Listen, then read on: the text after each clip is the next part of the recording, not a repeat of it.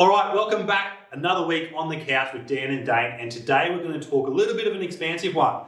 So when is the right time to go and purchase your own home? Oh, absolutely. So we've got some options on this, and particularly when you're in the Defence Force, you got your RA, but you got your HPAS, you got your DOHAS, you got all these terms being thrown around at you, and they all have their own different benefits to you. So it's like, well, should I go and get this stuff for my own home? Should I take advantage of all my subsidised rent? What is right for me? And you know what? Maybe I should just dive straight in the deep end and get really emotional and buy my forever home. Is that the right move, mate? Well, emotions do create bad decisions, as they say. So my big one is obviously when you are going through your career, and I get the entitlements are there, but one of the greatest entitlements is your RA or your married quarter or living in accommodation or whatever it is. So we are not anti getting your own home. Okay, we actually have, I would probably say, almost like a 50% split of people building their own homes, and they get to put a lot of themselves into that property.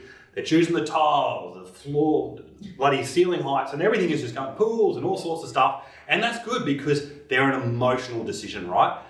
Even the ATO doesn't look at your own home as an income producing asset with nothing being tax deductible or anything like that. So you need to apply that same sort of methodology when you are looking at doing your own home.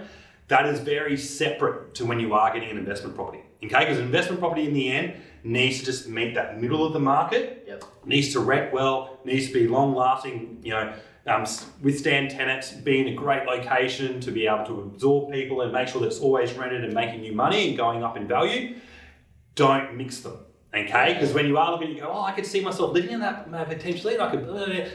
Next thing, you're going to either overcapitalise or you're going to have stuff in there that actually isn't getting you either an appeal or higher rent. So it's very important to separate the two properties. And there's a time for both of them. I would say, as you're sort of getting through your career and you go, hey, look, we're going to look to transition out of the military now or in this location and I'm going to work at Boeing or whatever the sort of stuff is. The kids going into high school, we're going to stay here for a long period of time. So it's the time to really tie that down.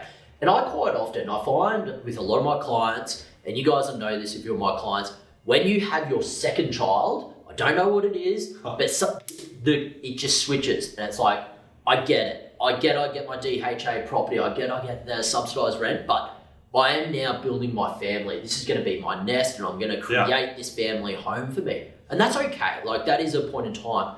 But as long as you're making the logical choices, then you're sitting there and you go, I understand it's going to be way more expensive for me to live in my own home, have everything that I want, but now my heart telling me that this is the right move for me to make. You just start to forget about the fact that the RA was better off for you.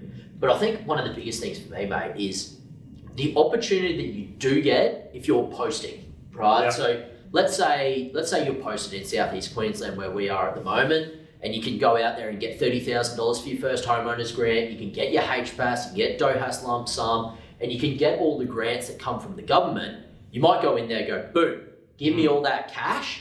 I'm going to put it out a small deposit, get all the cash, and then post out in 12 months' time. Great point.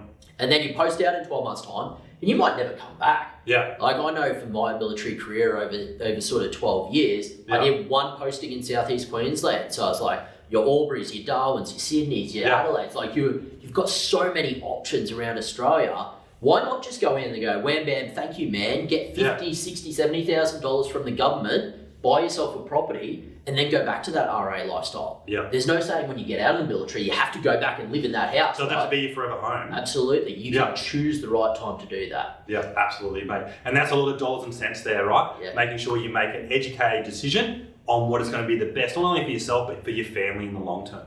Okay? So, any other points on this one, mate? I know we talk about this one a lot. Mate, I think my other biggest one is, at the end of the day, if you are buying that property for yourself, but you know that the long-term plan for this is for an investor, don't go out there and do wild stuff like say, I want a red wall in this room and I want to have a swim-up bar in the backyard. Like, don't get me wrong, I would love to have a swim-up bar. Invite me if you do have that. Exactly right. But you don't want to overcapitalise if this is going to be an investment. Think of what the purpose of this property is going to be, because that is how you need to build it. Not trying to go, I'm going to love it and I'm going to live here for 12 months. It's going to be the best place on earth. Because I tell you what, aren't you just going to be heartbroken when you get that posting order and you have to leave and you're going to be torn between whether you hold on to this property or whether you get out of the military, I suppose, is the next question. That's the only way you're going to live in it for the rest of your life. 100%, mate. And a house shouldn't drive a career decision. Absolutely, should not. Absolutely. Life drives property, not property drives life. Oh, mate.